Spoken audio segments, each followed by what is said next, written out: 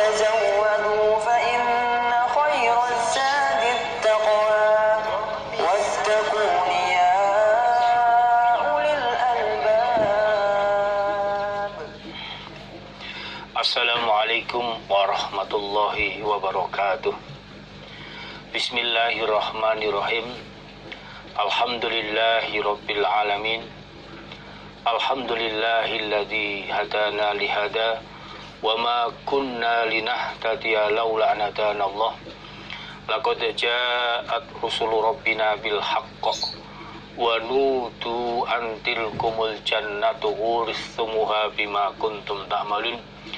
Asyhadu an la ilaha illallah wa asyhadu anna Muhammadan abduhu wa rasuluh sallallahu alaihi wasallam wa ala alihi wa ashabihi, amma ba'du. Alhamdulillahirabbil alamin. Alhamdulillah jazahumullahu khaira. Alhamdulillah jazakumullahu khaira. Bapak-bapak, ibu-ibu, saudara-saudara kalian yang kami hormati, serta kepada seluruh para remaja generus semua yang kami banggakan, mari kita lanjutkan pengajian pada hari ini, yaitu Kitabul Hajj halaman 13. Mari sebelumnya saya mengingatkan hatinya di dalam kita mengikuti pengajian ini, supaya betul-betul mempunyai niat yang benar, niat karena Allah, niat ingin mencari mendapatkan ridha Allah, surga Allah, dan selamat dari neraka Allah.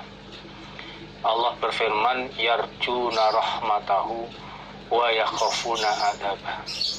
Dan sabda Rasulullah sallallahu alaihi wasallam, innallaha la yaqbalu minal amal illa ma kana lahu khalisaw wa butughiya bi wajhu.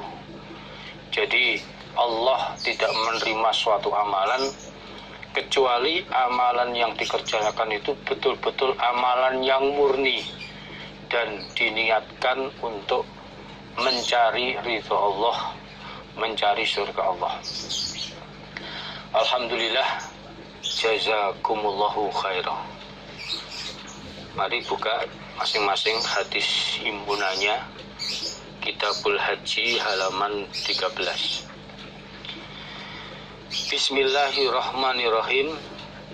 Babul ihlali, babnya membaca talbiyah, artinya babnya niat ikhram umroh maupun haji dengan membaca talbiyah, mustaqbilal kiblati, dengan orang yang menghadap kiblat.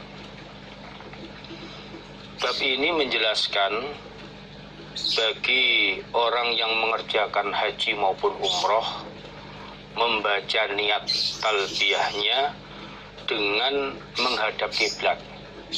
Jadi awal pertama niat untuk umroh atau haji dengan membaca talbiyah itu menghadap ke arah kiblat.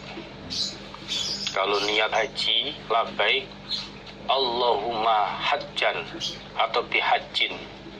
Kalau umroh, labbaik Allahumma umrotan atau bi umrotin. Lalu setelah itu membaca talbiyah.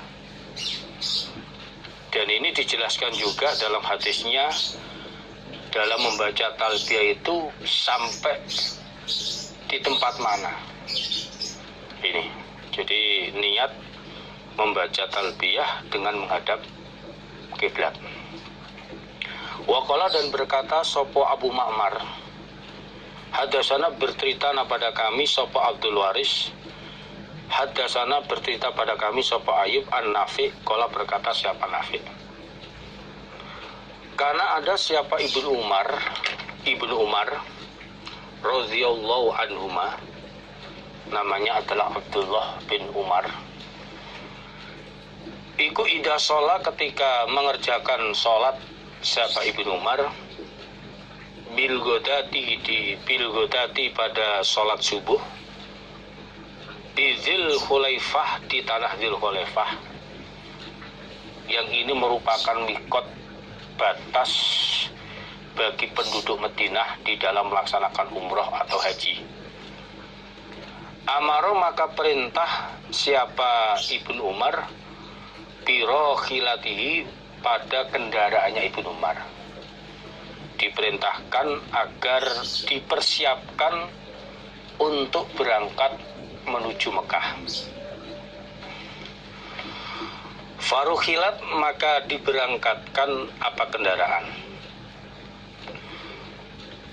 Jadi sahabat Ibnu Umar ketika beliau mengerjakan ibadah haji, bahwa Ibnu Umar pada saat itu beliau mengerjakan sholat subuh di tanah Dzul Khulaifah, tanah yang merupakan mikot untuk mengerjakan ibadah haji maupun umroh. Ketika beliau sudah mengerjakan sholat subuh, waktu itu Ibnu Umar perintah agar kendaraannya segera dipersiapkan untuk diberangkatkan menuju Mekah. Akhirnya pada waktu itu kendaraannya dipersiapkan untuk diberangkatkan menuju Mekah. Sumarokiba kemudian naik siapa Ibnu Umar, naik pada kendaraannya. Faidah stawat maka ketika telah tetap apa kendaraan bihi dengan membawa Ibnu Umar, artinya sahabat Ibnu Umar sudah naik di atas kendaraan. Istiqbala maka menghadap siapa Ibnu Umar al-kiblata pada arah kiblat, qaiman dengan keadaan orang yang berdiri. Sumayulabi kemudian membaca talbiyah siapa Ibnu Umar niat untuk mengerjakan haji atau umrah, hatta ya belugo sehingga sampai siapa Ibnu Umar al-mahroma pada tanah haram, sampai ke tanah haram, tepatnya wilayah Masjidil Haram. Sumayumsiku kemudian menahan siapa Ibnu Umar.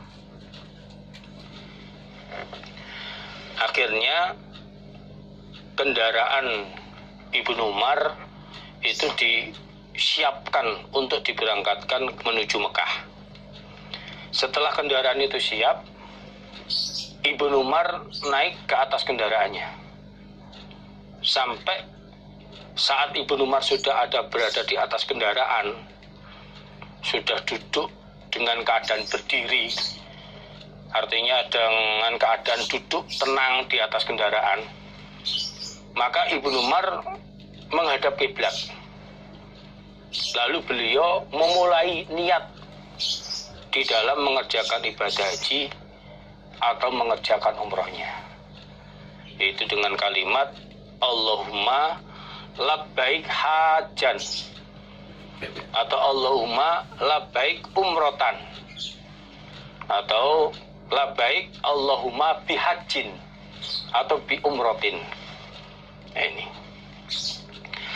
sampai setelah mulai niat itu beliau membaca talbiyah, terus dibaca dalam perjalanan sampai masuk ke tanah haram, masuk ke wilayah Masjidil Haram.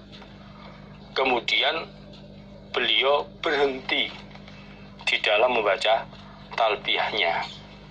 Ini kalau di dalam hadis yang lain dijelaskan dibaca terus talbiyah, yaitu berhentinya ketika mau tawaf. Ini yaitu saat mencium Hajar Aswad, maka berhenti sejenak dulu di dalam membaca talbiyahnya. Bagi orang yang haji, setelah rangkaian umrohnya selesai dilanjutkan ibadah haji, maka dalam perjalanan ibadah haji talbiyah itu dibaca terus. Berhentinya saat melempar jumroh akobah, sebagaimana diterangkan di dalam hadis Nasai dalam Kitabul Manasikil hajinya, dijelaskan Fadl Ibnu Abbas itu bercerita bahwa kuntu ridfan Rasulillah sallallahu alaihi wasallam famaziltu asma'uhu yulabbi hatta roma jamratal aqobah falamma roma qata'at talbiyah. Jadi saya ini menjadi boncengannya Nabi. Saya dibonceng oleh Nabi, ikut mengerjakan haji bersama Nabi, dibonceng di belakangnya Nabi. Pada waktu itu saya selalu mendengar dalam perjalanan beliau dalam ibadah haji, beliau terus membaca talbiyah. Betul-betul beliau berhenti tidak membaca talbiyah ketika beliau melempar jumrah Aqobah. Setelah beliau melempar jumrah Aqobah, maka beliau berhenti tidak lagi membaca talbiyah. Namun ketika malam takbiran, mulai perjalanan itu, di samping talbiyah ya bisa dicampur dengan bacaan takbiran ini. Jadi dalam perjalanan itu di samping baca talbiyah juga bisa membaca takbiran. Hatta sehingga idza jaa ketika datang siapa Ibnu Umar Dzatuwa pada tanah Dzatuwa, bata maka bermalam siapa Ibnu Umar bihi di tanah Dzatuwa hatta yusbiha itu shad bukan dot, hatta yusbiha sehingga pagi-pagian siapa Ibnu Umar, sampai ketika Ibnu Umar datang di tanah Dzatuwa, maka di tanah Dzatuwa itu Ibnu Umar bermalam di situ sampai pagi. Jadi karena dulu kendaraannya dari onta dari Madinah untuk menuju Mekah itu ya jangka perjalanan juga sangat lama, hampir 500 kiloan kurang lebihnya, 500 kiloan. Ini sampai di tanah Dzatuwa sudah masuk wilayah tanah haram. Sebelum masuk ke Mekah, ke Masjidil Haram, beliau di malam itu istirahat di tanah Dzatuwa sampai pagi. Faiza sholat maka ketika telah sholat siapa Ibnu Umar al-Ghudata pada sholat subuh di tanah Dzatuwa, ita salam maka mandi siapa Ibnu Umar. Ini mandi, jadi orang yang sudah niat ikhram boleh saja mandi. Namun tidak boleh berganti pakaian karena sudah niat ikhram. Pakaian ikhram yang dipakai sejak awal mikot dipakai lagi. Hanya pada saat mandi harus hati-hati, jangan sampai rambutnya rontok. Sebab kalau rambutnya rontok nanti kena dam. Nah ini diperbolehkan mandi, hanya saja tidak boleh memakai pewangian karena sudah niat ikhram.